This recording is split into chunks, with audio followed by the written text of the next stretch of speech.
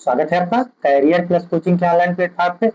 आज हम लोग यूपी स्पेशल के आर्द्र भूमि तथा प्रमुख झीलों से रिलेटेड 50 अति महत्वपूर्ण प्रश्न देखेंगे। तो चलिए शुरुआत करते हैं, बढ़ते हैं आज के क्वेश्चन की तरफ। आज का पहला क्वेश्चन है, आज का पहला क्वेश्चन कह रहा है कि पीलीभीत जिले में स्थित फुलहर झील, जिसे पंगद या माधोटांड झील भी कहा जाता है, ये उत्तर प्रदेश के किस प्रमुख नदी से का उद्गम होता है। यानी आपसे ये पूछ रहा है कि इस झील से उत्तर प्रदेश में किस प्रमुख नदी का उद्गम होता है। तो सबसे पहले आपको ये पता होना चाहिए कि ये झील है कहाँ। तो ये झील कहाँ है, ये झील आपको कहाँ मिलेगी, रायबरेली जिले में, पीलीभीत में मिलेगी। कहाँ मिलेगी, पीलीभीत में, ये पीलीभीत में मिलेगी। ठीक है, अब इसका यहाँ से कौन सी नदी का उद्गम होता है, गोमती नदी का। ठीक, गोमती नदी का उद्गम यहाँ से होता है। अच्छा, एक क्वेश्चन और बार बार पूछा जाता है कि गोमती नदी की प्रमुख सहायक नदी कौन सी है। तो ये जो सही नदी दिया है ना, ये गोमती नदी की प्रमुख सहायक नदी है। बाकी ये घाघरा नदी है, राप्ती नदी है, सब पहाड़ी नदी है, ठीक, बारामासी नदियां हैं। अच्छा, लखनऊ किसके किनारे बसा है, लखनऊ गोमती नदी के किनारे स्थित है। तो ये सब ध्यान रखेंगे। सही नदी कहाँ बहती है, सही नदी प्रतापगढ़ जिले में बहती है। कहाँ बहती है, प्रतापगढ़ जिले में। ये गोमती नदी की सहायक नदी है। चलिए पढ़ते हैं हम लोग क्वेश्चन नंबर 2 की तरफ। क्वेश्चन नंबर 2 आपसे कह रहा है कि उत्तर प्रदेश का पहला रामसर स्थल ऊपरी गंगा नदी, ठीक, का विस्तार किन दो स्थानों के बीच है। हरिद्वार से कानपुर, ब्रिजघाट से नरौरा, बिजनौर से प्रयागराज, या गढ़मुक्तेश्वर से वाराणसी। तो देखिए आपसे जो ये पूछ रहा है ना कि ऊपरी गंगा नदी, तो ऊपरी गंगा नदी का खिंचाव कहाँ से होगा, ब्रिजघाट से नरौरा तक। ठीक, कहाँ से कहाँ तक होगा इसका, ब्रिजघाट से नरौरा तक। अच्छा, इसको रामसर स्थल भी घोषित किया गया है 2005 में। कब घोषित किया गया है, 2005 में। ठीक, इसमें किन जलीय जीवों का संरक्षण किया जा रहा है, डाल्फिन हो गया, जो गंगेय डाल्फिन है ना, उसका किया जा रहा है। घड़ियाल हो गए, कछुआ हो गए, इनका सबका संरक्षण इसमें किया जा रहा है। ठीक, तो ये ऊपरी गंगा नदी का विस्तार आपको कहां से कहां तक मिलेगा, ब्रिज घाट से नरौरा। नरौरा कहाँ है, बुलंदशहर। ठीक, ब्रिज घाट से नरौरा। चलिए बढ़ते हैं क्वेश्चन नंबर 3 की तरफ। क्वेश्चन नंबर 3 आपसे करा, निम्नलिखित में से कौन सा रामसर स्थल उत्तर प्रदेश के संत कबीर नगर जिले में स्थित है। कौन सा रामसर स्थल है जो संत कबीर नगर में है। समसपुर पक्षी अभ्यारण्य, बखिरा वन्यजीव अभ्यारण्य, सांडी पक्षी अभ्यारण्य, या सरसई नावर झील। तो देखिए बखिरा वन्यजीव अभ्यारण्य जो है ना, ये एक रामसर स्थल भी है। ठीक, ये कौन सा रामसर, इसको कब घोषित किया गया, 2022 में। ठीक, 2022 में इसको रामसर स्थल घोषित किया गया।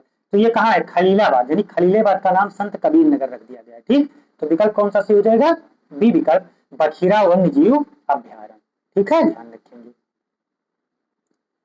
क्वेश्चन नंबर 4 आपसे कह रहा है कि प्रसिद्ध हैदरपुर आर्द्रभूमि उत्तर प्रदेश के किस जिले की सीमा पर स्थित है। तो आपसे पूछा है किस जिले की सीमा पर स्थित है। मुजफ्फरनगर और बिजनौर, मेरठ और हापुड़, सहारनपुर और शामली, बरेली और बदायूं।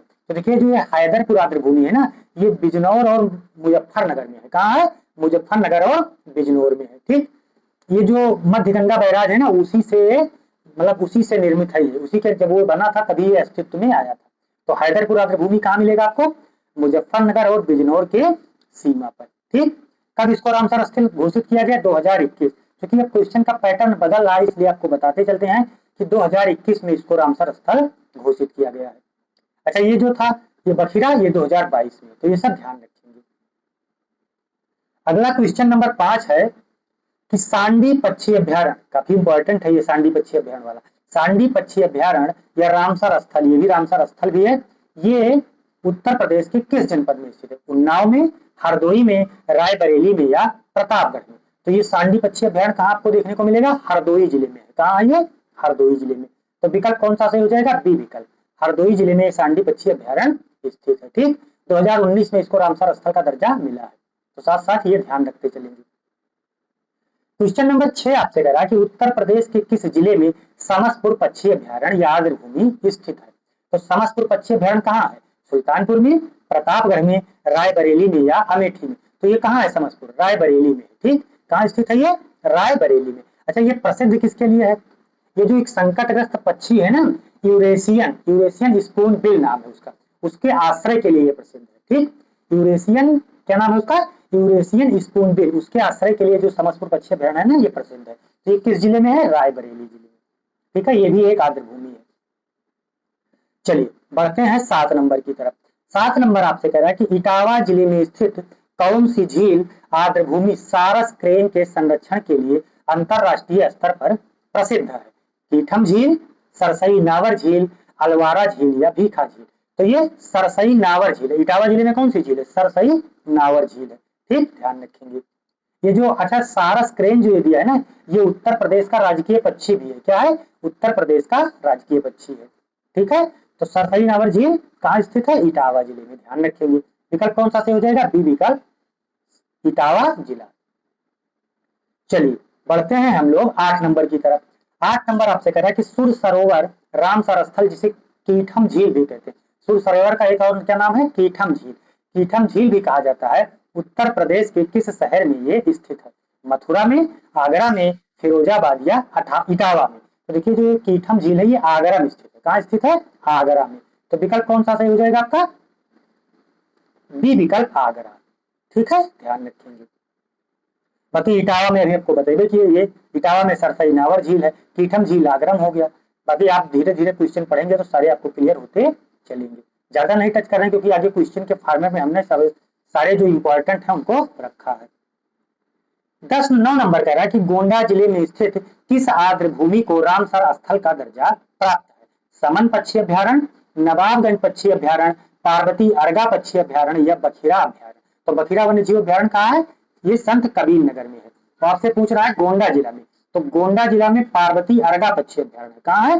पार्वती अर्गा पक्षी। यहाँ 2 झीलें हैं, पार्वती और अर्गा, 2 झीलों को मिलाकर गोखुर झील है। तो दोनों जो है ना पार्वती अर्गा पक्षी अभ्यारण्य, ये गोखुर झील है।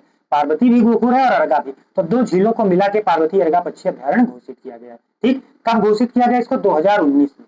तो ये ध्यान रखेंगे, ये नया है, इसको ध्यान रखेंगे कि कब घोषित किया गया? 2019 में। तो विकल्प कौन सा सही हो जाएगा? सी विकल्प। ठीक है, चलिए बढ़ते हैं 10 नंबर की तरफ। 10 नंबर कह रहा है कि समन पक्षी अभ्यारण्य जो एक रामसर स्थल भी है, उत्तर प्रदेश के किस जिले में स्थित है? इटावा, मैनपुरी, कन्नौज या फर्रुखाबाद? तो समन पक्षी अभ्यारण्य आपको कहाँ देखने को मिलेगा? मैनपुरी। ठीक, और समसपुर कहाँ देखने को मिलेगा? इटावा। तो ये सब ध्यान रखेंगे। तो समन वाला पूछेगा तो मैनपुरी। विकल्प कौन सा सही हो जाएगा? बी विकल्प। ठीक है, चलिए बढ़ते हैं हम लोग। अच्छा ये कैसी है? मौसमी आधारित, यहाँ जब बरसात होती है तभी पानी इस झील में रहता है। समन पक्षी अभ्यारण्य जो है, ठीक, ये भी सारस क्रेन के लिए, जो उत्तर प्रदेश का राजकीय पक्षी है ना सारस क्रेन, उसके संरक्षण के लिए भी ये जाना जाता है। यहाँ बतकों का भी आवास है। ठीक, बतख भी यहाँ पाए जाते हैं। 11 नंबर आपसे कह रहा है कि उन्नाव जिले में स्थित नवाबगंज पक्षी अभ्यारण्य का नाम बदलकर अब क्या कर दिया गया? अभी ध्यान दें, पटना, बिहार में एक क्वेश्चन आया था कि पटना पक्षी अभ्यारण्य कहाँ है, तो लोग वहां क्या मार दिए? बिहार मार दिए। बिहार ऑप्शन में था, बिहार का पेपर था तो वहां बिहार ऑप्शन में था। तो इसलिए ध्यान रखेंगे, नवाबगंज पक्षी अभ्यारण्य आपको कहाँ देखने को मिलेगा? उन्नाव जिले में। ठीक, उन्नाव जिले में नवाबगंज पक्षी अभ्यारण्य आपको देखने को मिलेगा। तो इसका नाम बदलकर अब क्या कर दिया गया है? चंद्रशेखर आजाद पक्षी अभ्यारण्य, भगत सिंह पक्षी अभ्यारण्य, राजा राव राम बकत सिंह अभ्यारण्य या अटल बिहारी वाजपेयी अभ्यारण्य? तो उन्नाव जिले में जो नवाबगंज पक्षी अभ्यारण्य था ना, इसका नाम अब बदल के चंद्रशेखर आजाद पक्षी अभ्यारण्य कर दिया गया। क्या कर दिया गया है?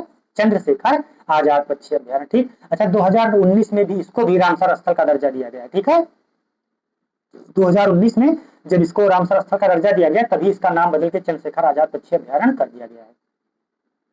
12 नंबर आपसे कह रहा है कि ISFR 2021 जो भारतीय वन रिपोर्ट आती है ना, उसके अनुसार पूछ रहा है। 2021 में आई थी, 2023 में आई, हर 2 साल पे आती है भारतीय वन रिपोर्ट। ठीक, उत्तर प्रदेश के कुल भौगोलिक क्षेत्रफल का कितना प्रतिशत भाग आर्द्र भूमि के अंतर्गत आता है? 2.4, 5.16, 1.15 या 3.8? तो देखिए 2021 के अनुसार पूछ रहा है, तो 2021 के अनुसार 1.15। कौन सा विकल्प सही हो जाएगा? सी विकल्प, यानी 1.15 जो है ये था। ठीक, चलिए बढ़ते हैं हम लोग 13 नंबर की तरफ। 13 नंबर आपसे कह रहा है कि उत्तर प्रदेश के किस जिले में सबसे अधिक आर्द्र भूमि क्षेत्रफल पाया जाता है? यानी आर्द्र भूमि का सबसे ज्यादा एरिया, वेटलैंड एरिया सबसे ज्यादा कहाँ पाया जाता है? लखीमपुर खीरी में, सोनभद्र में, प्रयागराज में या बहराइच में? तो देखिए सबसे अधिक आपको सोनभद्र में मिलेगा। कहाँ मिलेगा? सोनभद्र में। सबसे अधिक सोनभद्र में मिलेगा और सबसे कम भी तो आपसे पूछा जा सकता है, तो सबसे कम आपको कहाँ देखने मिलेगा? सबसे कम आपको बागपत में मिलेगा। अच्छा ये सोनभद्र में सबसे अधिक क्यों हो जाता है? क्योंकि सोनभद्र में जो रिहंद बांध है ना, उसके कारण ये गोविंद बल्लभ पंत सागर है, रिहंद बांध का ही तो नाम है गोविंद बल्लभ पंत सागर झील, तो वहां वो जो एरिया है वो काफी बड़ा है, इसीलिए सबसे अधिक है। ठीक, तो उत्तर प्रदेश के किस जिले में सबसे अधिक आर्द्र भूमि वाला क्षेत्रफल पाया जाता है? सोनभद्र में। विकल्प बी सही हो जाएगा। मान लीजिए आपसे सबसे कम पूछ लेगा तो आप बागपत ध्यान रखेंगे। ये जो लखीमपुर दिया है ना, ये क्षेत्रफल में सर्वाधिक क्षेत्रफल किसका है? लखीमपुर खीरी का। सबसे कम आपसे पूछ लेगा तो आप किसका बताएंगे? हापुड़ का। सबसे कम क्षेत्रफल हापुड़ का। सबसे अधिक जनसंख्या आपसे पूछ ले तो प्रयागराज बताएंगे, सबसे कम जनसंख्या पूछ ले तो आप महोबा बताएंगे। ये सब ध्यान रखेंगे। 14 नंबर आपसे कह रहा है कि उत्तर प्रदेश का सबसे कम आर्द्रभूमि क्षेत्रफल वाला जिला कौन सा? वही क्वेश्चन आ गया, तो इसको अभी हम बताए हैं बागपत। सबसे अधिक सोनभद्र, सबसे कम बागपत। तो ये सब ध्यान रखेंगे। विकल्प कौन सा से हो जाएगा? ए विकल्प। चलिए बढ़ते हैं हम लोग 15 नंबर की तरफ। 15 नंबर आपसे कह रहा है कि आर्द्र भूमि संरक्षण हेतु रामसर कन्वेंशन किस वर्ष अस्तित्व में आया और भारत ने इस पर कब हस्ताक्षरित किए? तो देखिए रामसर कन्वेंशन कब हुआ था? 2 फरवरी सन 1971 में। 2 फरवरी 1971 ईरान में एक शहर है रामसर, वहीं पर इसका आयोजन किया गया था। तब से इसको आर्द्र भूमि संरक्षण को क्या बोलते हैं? रामसर कन्वेंशन बोलते हैं। अच्छा, भारत इसमें कब सम्मिलित हुआ? तो भारत ने इसमें 1982 में हस्ताक्षर किए थे। कब किया था? 1982 में। 1982 में इस संधि में भारत भी शामिल हो गया था। तो विकल्प कौन सा से हो जाएगा? ए विकल्प, यानी 1971 और 1982। 1971 में रामसर सम्मेलन हुआ था 2 फरवरी 1971 को, और 1982 को 1 फरवरी 1982 को भारत इसमें शामिल हुआ था। अच्छा, एक क्वेश्चन बहुत प्रचलित है, पूछा जाता है कि प्रत्येक वर्ष आर्द्र भूमि दिवस या रामसर स्थल या रामसर कन्वेंशन दिवस कब मनाया जाता है? तो 2 फरवरी को। प्रत्येक वर्ष 2 फरवरी को विश्व आर्द्र भूमि दिवस के रूप में हम लोग मनाते हैं। 16 नंबर आपसे कह रहा है निम्नलिखित में से कौन सा युग्म सुमेलित नहीं है? नवाबगंज पक्षी अभ्यारण्य उन्नाव में है, सांडी पक्षी अभ्यारण्य हरदोई में है, या समन पक्षी अभ्यारण्य इटावा में है, सुर सरोवर आगरा में। तो देखिए जो सुर सरोवर दिया है आगरा में, ये तो आगरा में। सुर सरोवर को कीठम झील भी बोलते हैं। ठीक, ये सही है। बाकी नवाबगंज पक्षी अभ्यारण्य उन्नाव में है, इसी का नाम बदल के चंद्रशेखर आजाद पक्षी अभ्यारण्य कर दिया गया है। ठीक, 2019 में। सांडी पक्षी अभ्यारण्य हरदोई में है, ये भी सही है। लेकिन जो ये समन पक्षी अभ्यारण्य दिया, ये इटावा में नहीं है, ये कहाँ है? मैनपुरी में। अभी आगे क्वेश्चन आया था, तो यही गलत है। ये कहाँ है? मैनपुरी में। तो ये विकल्प गलत हो जाएगा। सांडी पक्षी अभ्यारण्य आपको कहाँ देखने को मिलेगा? मैनपुरी में। ठीक, ध्यान रखेंगे। चलिए बढ़ते हैं हम लोग 17 नंबर की तरफ। 17 नंबर आपसे कह रहा है कि उत्तर प्रदेश सरकार द्वारा किस वर्ष उत्तर प्रदेश राज्य आर्द्र भूमि प्राधिकरण का गठन किया गया? 2015, 2018, 2022 या 2020? तो देखिए उत्तर प्रदेश में 2018 में इसका गठन किया गया। कब किया गया है? 2018। अच्छा, किसके तहत किया गया? एनजीटी के तहत ही इसका गठन किया गया। किसके तहत? एनजीटी, यानी जो नेशनल ग्रीन ट्रिब्यूनल है ना, उसी के तहत इसका संरक्षण, आर्द्र भूमियों का संरक्षण किया जाता है। तो विकल्प कौन सा से हो जाएगा? बी विकल्प। आर्द्र भूमि दिवस, उत्तर प्रदेश में आर्द्र भूमि प्राधिकरण का गठन कब किया गया? 2018। अच्छा, भारत शामिल कब हुआ रामसर कन्वेंशन में? 1982 में। और ये हुआ कब? 1971 में। तो ये तीनों ध्यान रखेंगे। आर्द्र भूमियां से रिलेटेड जितने भी क्वेश्चन बन सकते हैं सारे हमने सम्मिलित किए हैं। चलिए बढ़ते हैं 18 नंबर की तरफ। 18 नंबर कह रहा है आपसे, 19 नंबर है ना, 19 नंबर कह रहा है आपसे कि राष्ट्रीय आर्द्र भूमि संरक्षण कार्यक्रम के तहत उत्तर प्रदेश की कितनी आर्द्र भूमियों को गहन संरक्षण के लिए चुना गया? यानी राष्ट्रीय आर्द्र भूमि संरक्षण कार्यक्रम के तहत उत्तर प्रदेश में कितनी आर्द्र भूमियों को गहन संरक्षण के लिए चुना गया? 5, 10, 16 या 22? तो कितनी चुना गया है? 16 को। ठीक, 16 की पहचान की गई है। कितने की गई है? 16। तो विकल्प कौन सा से हो जाएगा? सी विकल्प 16। ठीक है, चलिए बढ़ते हैं 20 नंबर की तरफ। 20 नंबर काफी इंपॉर्टेंट है, अलवारा झील के बारे में है। अलवारा झील जो एक महत्वपूर्ण विदेशी पक्षी आश्रय स्थल है और इसे आर्द्र भूमि घोषित करने की मांग चल रही है यूपी के किस जिले में? अलवारा झील को आर्द्र भूमि घोषित करने की मांग की जा रही है। तो किस जिले में है आपसे पूछ रहा है? कौशाम्बी में है, प्रतापगढ़ में है, चित्रकूट में है या जौनपुर में है? तो ये आपको कहाँ देखने मिलेगा? कौशाम्बी जिले में। कहाँ देखने मिलेगा? कौशाम्बी। अच्छा, कौशाम्बी प्रयागराज को काट के ही बनाया गया है। पहले ये प्रयागराज जिले का हिस्सा था। किस मंडल में आपसे पूछा था सर? प्रयागराज मंडल में। ठीक, तो अलवारा झील कहाँ देखने मिलेगी आपको? कौशाम्बी में। ठीक है, ध्यान रखिए। चलिए बढ़ते हैं हम लोग 21 नंबर की तरफ। 21 नंबर आपसे करा निम्नलिखित में से कौन सी आर्द्र भूमि प्रकार के अनुसार गोखुर झील का सबसे सटीक उदाहरण है? तो देखिए गोखुर झील अभी बताया जब पार्वती अर्गा पक्षी अभ्यारण्य पढ़ा रहे थे ना, तो पार्वती अलग झील है, अर्गा अलग झील है। दोनों कैसी है? गोखुर झील। गोखुर झील मतलब जैसे मान लीजिए नदियां जब बलखा के चलती हैं, देखिए जैसे मान लीजिए ऐसे ऐसे नदी जा रही, एक समय ऐसा आएगा कि नदियां ऐसे ऐसे जाके ये स्थान जो है ना ये ऐसे आके ऐसे हो जाए, दोनों आपस में मिल जाए और फिर नदी ऐसे बहने लगी, तो ये हिस्सा जो कट गया इसी को गोखुर या आक्सबो लेक बोलते हैं। ठीक, गोखुर मतलब गाय या पशुओं के पैर के समान जो आकृति होती है ना उसको गोखुर झील बोलते हैं। क्या बोलते हैं? गोखुर झील। तो आपको कौन मिलेगा इसमें? कीठम झील दिया, पार्वती अर्गा दिया, ऊपरी गंगा नदी दिया, हैदरपुर आर्द्र भूमि दिया। तो ये जो पार्वती अर्गा पक्षी अभ्यारण्य दिया है ना 2019 में, इसको आर्द्र भूमि घोषित किया गया है। ये गोंडा जिले में है। कहाँ है? द्वीपाटन मंडल के गोंडा जिले में है। ठीक, तो ये एक आक्सबो यानी गोखुर झील है। कैसी झील है ये? गोखुर झील। तो विकल्प कौन सा सही हो जाएगा? बी विकल्प, ध्यान रखेंगे। बाकी कीठम झील कहाँ है? आगरा में है, इसी को सुर सरोवर भी बोलते हैं।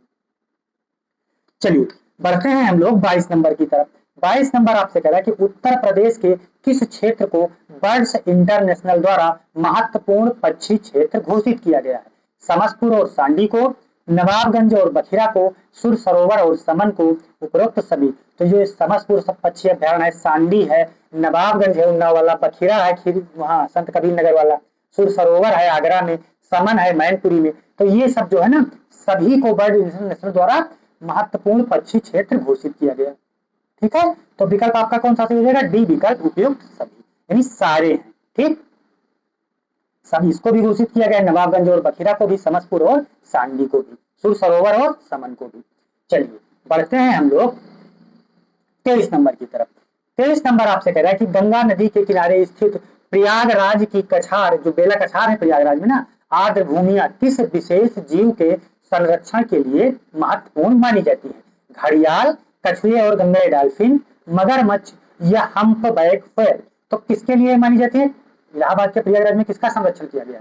कछुए और गंगेय डॉल्फिन का। किसका किया गया है? जो कछारी क्षेत्र है ना, गंगा यमुना के संगम का जो कछारी भाग है ना, वहां पे कछुआ, खचुहा बोलते हैं इनको ना, खचुहा और गंगेय डॉल्फिन का संरक्षण किया गया। इनकी एक अच्छी आबादी आपको उन कछारों में देखने को मिलेगी, कभी आप जाएंगे तो देखेंगे। अच्छा, जो ये गंगेय डॉल्फिन दिया है ना, ये गंगेय डॉल्फिन ये भारत का क्या है? जलीय जीव है, भारत का राष्ट्रीय जलीय जीव भी है गंगेय डॉल्फिन, तो ध्यान रखेंगे इसको। तो प्रयागराज में कौन कौन से जीवों का संरक्षण किया गया है? कछुआ हो गया और गंगेय डॉल्फिन हो गया। ठीक, इनकी अच्छी आबादी आपको देखने को मिलेगी। बढ़ते हैं 24 नंबर की तरफ। 24 नंबर आपसे कह रहा है कि वन्य जीव संरक्षण अधिनियम 1972 की किस धारा के तहत उत्तर प्रदेश की आर्द्र भूमियों को पक्षी विहार यानी बर्ड सेंचुरी के रूप में कानूनी सुरक्षा दी जाती है? आर्टिकल आपसे पूछ रहा है अनुच्छेद 18, धारा 35, धारा 9 या धारा 24। तो देखिए वन्य जीव संरक्षण अधिनियम कब पारित हुआ था? पहले आपको तो यही पता होना चाहिए। तो वन्य जीव संरक्षण अधिनियम कब पारित हुआ? 1972 में। तो इसके धारा 35 के तहत, इसके वन्य जीव संरक्षण अधिनियम 1972 के धारा 35 के तहत आर्द्र भूमियों को पक्षी विहार के रूप में कानूनी मान्यता दी गई है। तो कौन सा विकल्प सही हो जाएगा? बी विकल्प, यानी धारा 35। ठीक है, ध्यान रखेंगे। अच्छा, इसी 1972 के तहत ही राष्ट्रीय उद्यान, पक्षी अभ्यारण्य, ठीक है, बाघ अभ्यारण्य, टाइगर रिजर्व, ये सब घोषित किए जाते हैं। तो ये भी आपसे पूछा जा सकता है कि ये किस अधिनियम के तहत होते हैं? तो 1972, वन्य जीव संरक्षण अधिनियम 1972। अच्छा, एक 1980 में आया था, वो वन संरक्षण अधिनियम है। जो 1980 में आया था वो वन संरक्षण अधिनियम है। और पर्यावरण संरक्षण अधिनियम भी आपसे पूछा जा सकता है। तो ये कब आया था? 1986 में। प्रोजेक्ट टाइगर, बाघ संरक्षण कब आया था? 1973 में। प्रोजेक्ट एलिफेंट, हाथी संरक्षण कब आया था? 1992 में। तो ये सब ध्यान रखेंगे।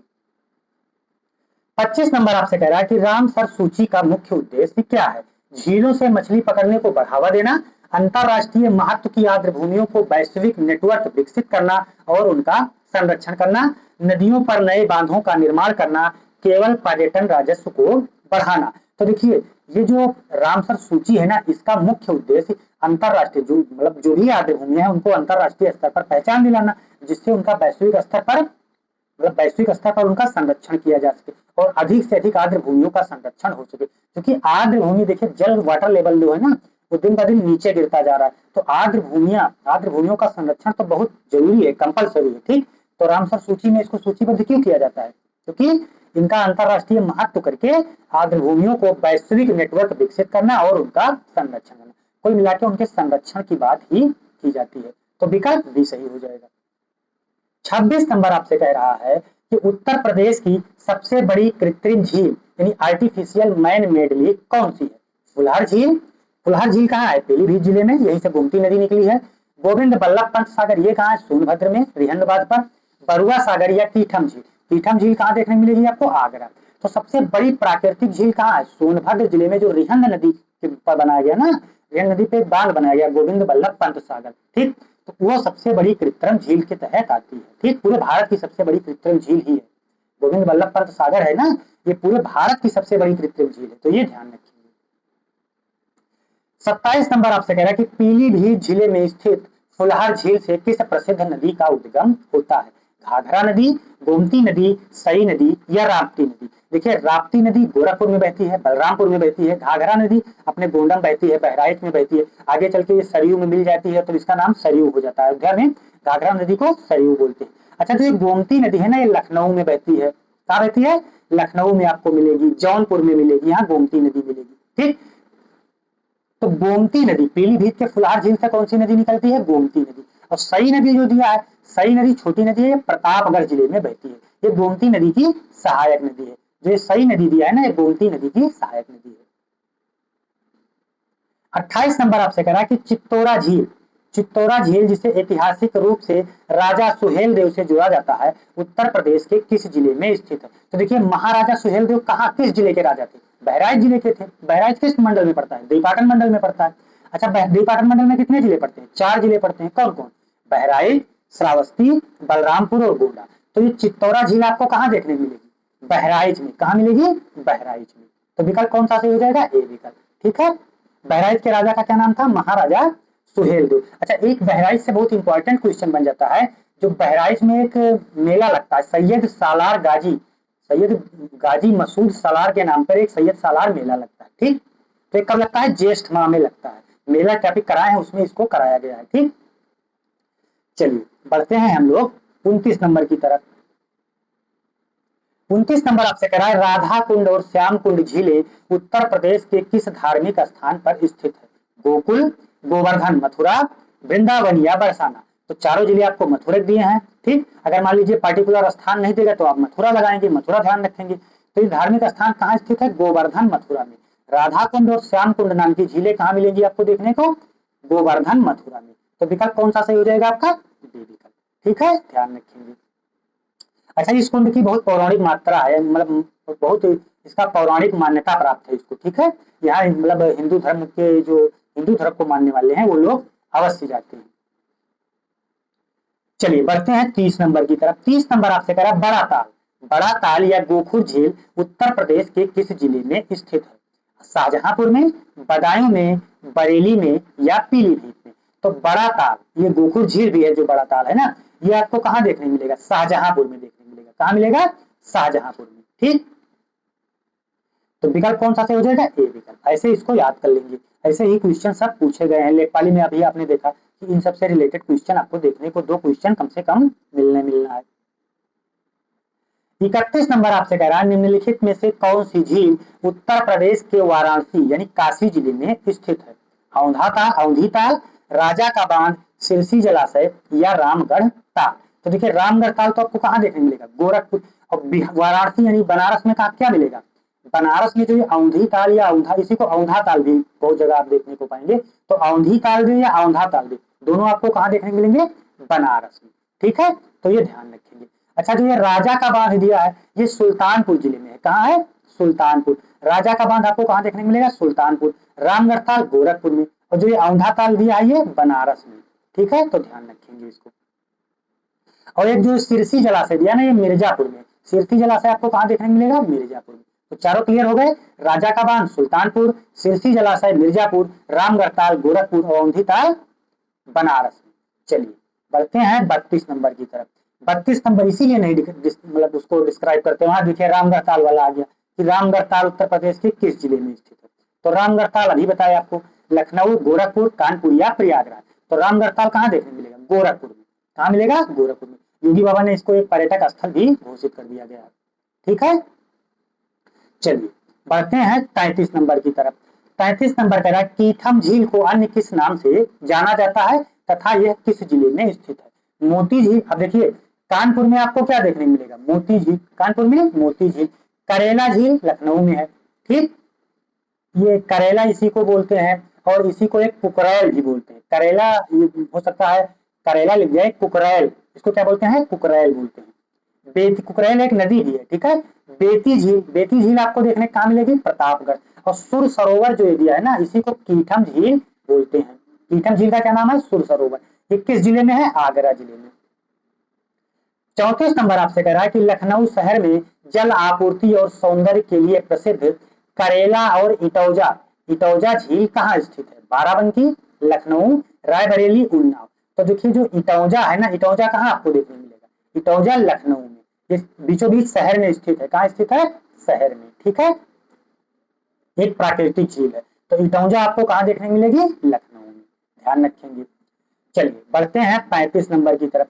मोती झील उत्तर प्रदेश के किस औद्योगिक नगर के बीचों बीच स्थित एक प्रमुख पर्यटन स्थल है। तो मोती झील कहाँ है, आगरा, आगरा में कीठम झील है। कानपुर, अलीगढ़ या गाजियाबाद। तो मोती झील कहाँ देखने मिलेगा आपको, कानपुर में। विकल्प भी सही हो जाएगा। ठीक है, चलिए बढ़ते हैं 36 नंबर की तरफ। 36 नंबर आपसे करा दरवन झील। दरवन झील उत्तर प्रदेश के किस ऐतिहासिक धार्मिक जिले में स्थित है, अयोध्या, मथुरा, मिर्जापुर या जौनपुर। तो देखिए जो दरवन झील है ये फैजाबाद में स्थित है, लेकिन अब चूंकि फैजाबाद का नाम बदल के अयोध्या कर दिया गया है।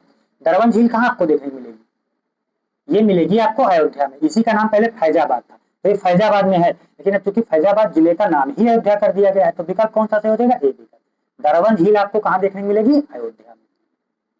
ठीक है, चलिए अच्छा, आपको यहाँ और क्या मिलेगा, विद्या कुंड मिलेगा, भरत कुंड मिलेगा, ये सब कुंड भी पूछा जा सकता है। भरत कुंड आपको कहाँ देखने मिलेगा, अयोध्या में। विद्या कुंड आपको देखने कहाँ मिलेगा, अयोध्या में। ठीक है, दरवन झील अयोध्या में। 37 नंबर आपसे कह रहा है शेखा झील उत्तर प्रदेश के किस जिले में स्थित है, जिसे एक नए पक्षी विहार या नए पक्षी अभ्यारण्य के रूप में विकसित किया गया है, अलीगढ़, हाथरस, बुलंदशहर या मथुरा। तो शेखा झील, शेखू बाबा आपको कहाँ मिलेंगे, अलीगढ़। कहाँ मिलेंगे, अलीगढ़। शेखा झील आपको कहाँ देखने को मिलेगी, अलीगढ़। तो ध्यान रखेंगे। ठीक है, ये एक ताजे पानी, मीठे पानी की झील है। अच्छा, यहाँ सर्दियों में प्रवासी पक्षी भी बहुत आते हैं, तो ये सब ध्यान रखिए। वैसे हर झील में आते हैं, ये पार्वती अर्गा पक्षी अभ्यारण्य है, यहाँ भी आते हैं, समसपुर में भी आते हैं। ठीक है, तो विकल्प ये सही हो जाएगा। चलिए बढ़ते हैं 38 नंबर की तरफ। 38 नंबर आपसे कह रहा है कि उत्तर प्रदेश के प्रतापगढ़ जिले में कौन सी प्रसिद्ध झील स्थित है, बेती झील या नया झील, बखिरा झील, कीठम झील या गौर झील। तो देखिए आपको जो प्रतापगढ़ में पूछा है ना, सई नदी पूछेगा, ध्यान रखेंगे। सई नदी पूछेगा, प्रतापगढ़ में बहती है। बेती झील पूछेगा, प्रतापगढ़ में। नया झील पूछेगा, प्रतापगढ़ में। अच्छा, जो ये बेती झील है ना, इसका नाम अब बदल दिया गया, क्या कर दिया गया है, डॉक्टर भीमराव अंबेडकर पक्षी अभ्यारण्य कर दिया गया। क्या कर दिया गया है, भीमराव अंबेडकर पक्षी विहार। इसका नाम क्या कर दिया गया है, बेती झील का, डॉक्टर भीमराव अंबेडकर के नाम पर रख दिया गया है। तो विकल्प कौन सा से हो जाएगा, बेती झील और नया झील। ध्यान रखेंगे दोनों। चलिए बढ़ते हैं हम लोग 39 नंबर की तरफ। 39 नंबर आपसे करा मदन सागर झील, जिसका निर्माण चंदेल राजाओं ने करवाया था, उत्तर प्रदेश के किस बुंदेलखंडीय जिले में स्थित है, झांसी में, महोबा में, बांदा या हमीरपुर में। तो देखिए चंदेल वंशों का शासक कहाँ था, महोबा में। तो कहाँ होगा ये, महोबा। अच्छा, ये भी पूछा जा सकता है कि किसके द्वारा करवाया गया, ये भी पूछा नहीं जा सकता, पूछा जाएगा। तो ये मदन बर्मन के द्वारा, किसके द्वारा, मदन बर्मन के द्वारा मदन सागर झील का निर्माण करवाया गया है। तो विकल्प कौन सा हो जाएगा, बी विकल्प, महोबा। ठीक है, ध्यान रखेंगे। अच्छा, महोबा में और एक दो झीलें हैं, उनको भी ध्यान रखेंगे। एक कल्याण सागर झील है, महोबा में मदन सागर है, कल्याण सागर है, ठीक, और एक कीरत सागर, तीन है।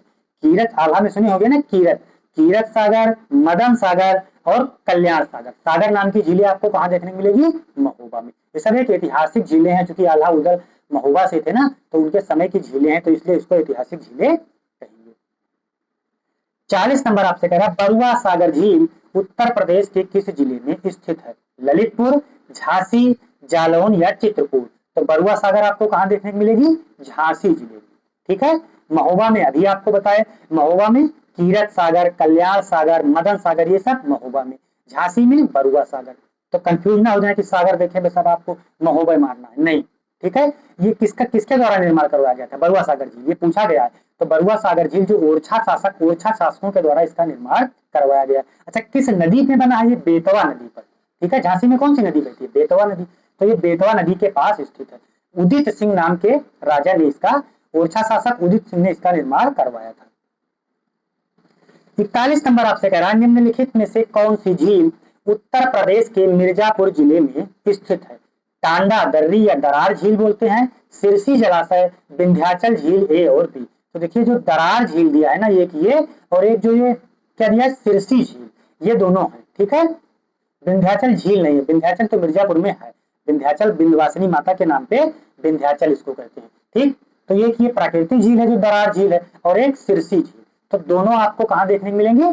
मिर्जापुर में, मिर्जापुर जिला में। अच्छा, माँ विंध्यवासिनी देवी का मंदिर कहाँ देखने को मिलेगा? मिर्जापुर में। मिर्जापुर किस नदी के तट पे है? गंगा नदी के तट। तो ये सब ध्यान रखेंगे। 42 नंबर आपसे कह रहा है गौर झील उत्तर प्रदेश के किस जिले में स्थित है? रामपुर में, मुरादाबाद में, बिजनौर में या बरेली में?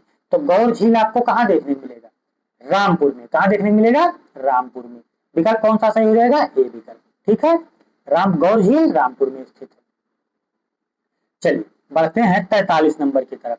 45 नंबर वाला काफी इंपॉर्टेंट है, इसको ध्यान रखेंगे। भोजपुर ताल जो दिया है ना, इसको लोग बिहार मार के चले जाते हैं, क्योंकि बिहार आपके ऑप्शन में देगा भी।